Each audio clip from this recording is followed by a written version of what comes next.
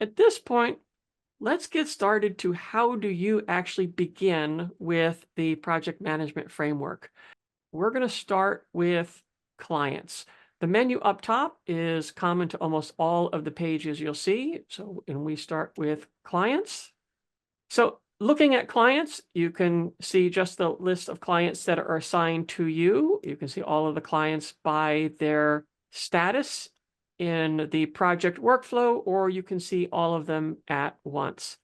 One thing to recognize about the project management framework is you do not need to be an expert in Notion in order for this to add value to you. You don't need to be an expert in project management for this to work.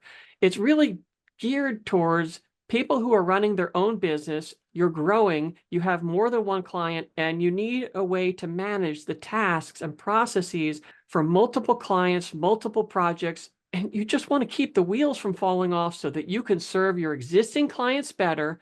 And with the increased capacity, because you have effective systems, you also gain the ability to serve more clients at the same time and increase your revenue. Bingo.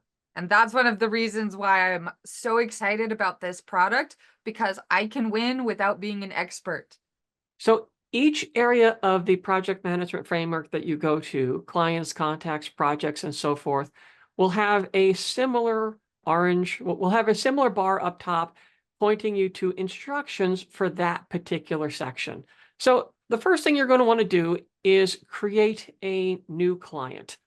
To create a new client, from the client screen, you have two options. You can either press the new button here, or you can create a new client that is in progress, to do, and complete.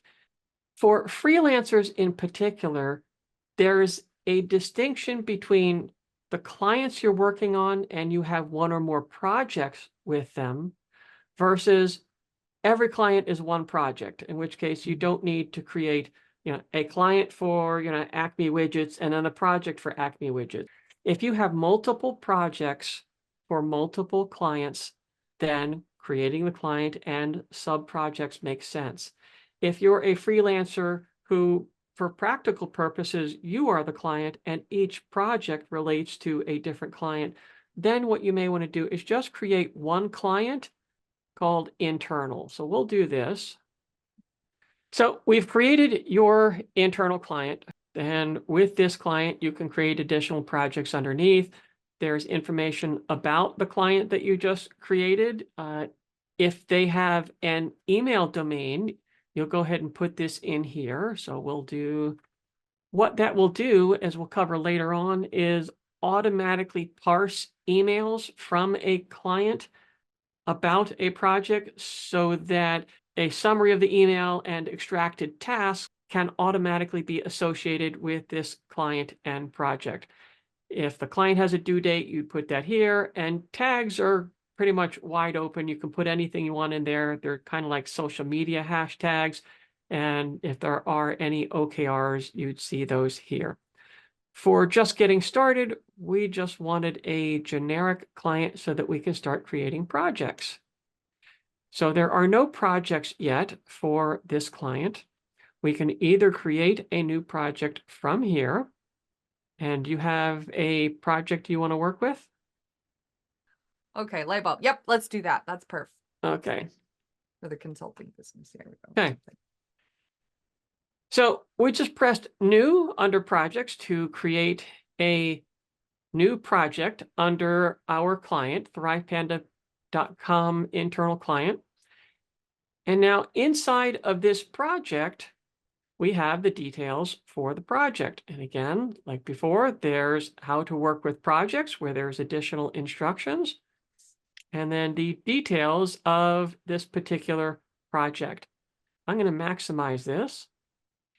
Now, so the details, this particular project is in the discovery phase, and we'll go over how to set up the stages separately. Status, it starts as planning. Whoever the owner is, this would be the person who created the project. And again, if there are any dates, OKRs, or if it's blocked by other things, that would go in here.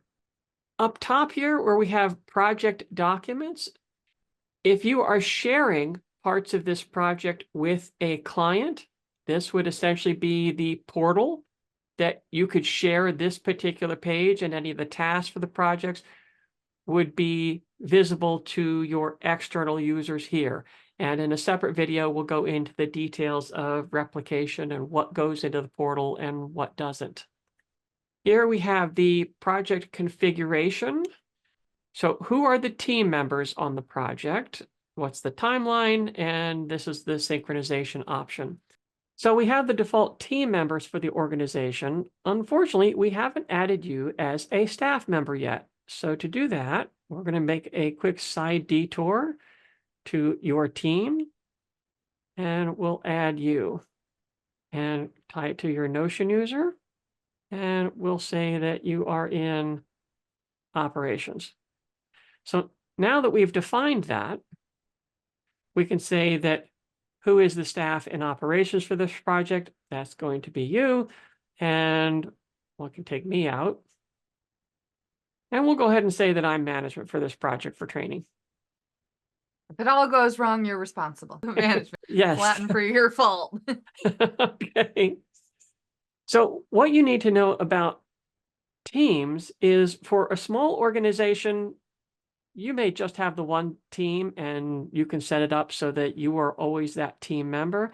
For a larger organization where you may have operations, management, advertising, publicity, website design, multiple teams, as part of the system configuration, you define what your teams are, who is in the team, and optionally who the default members are. What that gives you with new projects is the ability to have different teams or different people on your teams responsible for different projects. So why would you bother? Why would you bother specifying which person is on which team in a project? The answer relates to default tasks. If you know that every time you spin up a new project, someone in IT is responsible for creating a user account, granting appropriate permissions, giving them basic walkthrough. So there's just 3 tasks that I made up, for example. Then when a new project is created, you can configure it so that those tasks are automatically created, automatically assigned to IT, and it says, well, who's in your IT? Well, Tim is our IT exec, so it will then automatically assign those particular tasks to Tim. So that's why we define our team members. So likewise for the project timeline, we have this configured so that there's 3 phases to our projects: discovery, execution, and then grabbing the testimonials. Discovery, since it is July 12th, it knows that we are going to start that one today.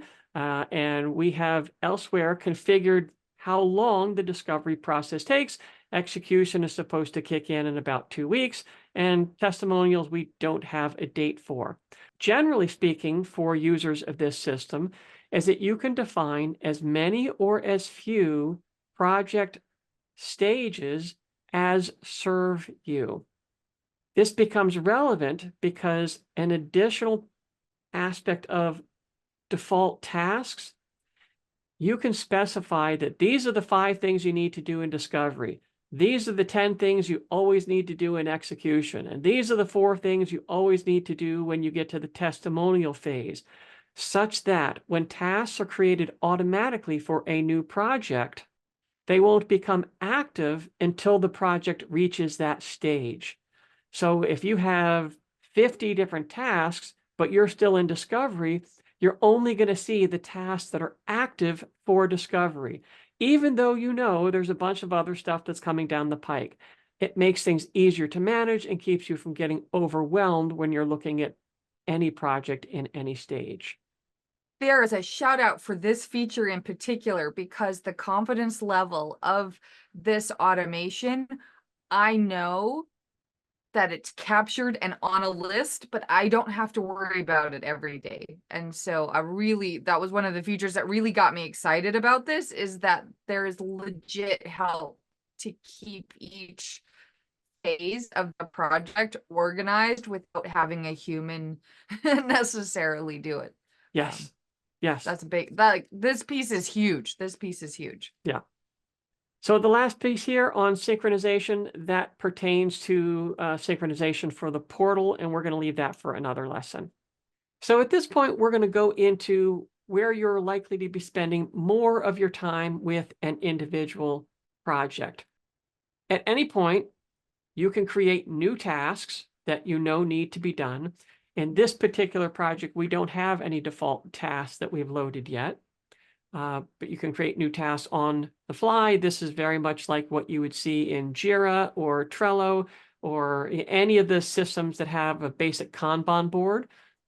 Here, we'd be looking at all active tasks, and then where if we had default tasks that would come up from different stages, we would see those here. These are just different views into the task. We just haven't defined any task yet. And the portal view gives you a list of the tasks as they are visible on your portal to whomever it is that you are sharing with, because there's a synchronization process between your tasks and the portal so that whoever's using your portal doesn't get access to the entirety of your data. So the portal view just lets you confirm, are my external users seeing things appropriately? This shows you the task from their perspective. What you're going to be doing most often is working with meeting notes. So let's have a note on the setting up a basic biz system project. We'll create a new meeting and we'll make whatever notes we need. Okay? And you have full access to all of the features within Notion for, markdown language. If you're not yet familiar with Notion, if you start with a /, this will give you all of the different block types that you can work with, but we're just starting simplistically and working with text. Now, as you are having a meeting, what invariably comes out is, ooh, we recognize that there's something we need to do. So we know that as part of this, we still need to get the client's high-res logo. You can create tasks on the fly during a meeting for this project with the client. And these tasks are automatically associated with this meeting. And after the automation kicks in, the task will also be associated with the project that the meeting was for and to the client who owns the project. Why do you care? Because we are forever looking for something. Like, I know is it tied to this? Is it tied to this? Did I put it in this folder or that folder?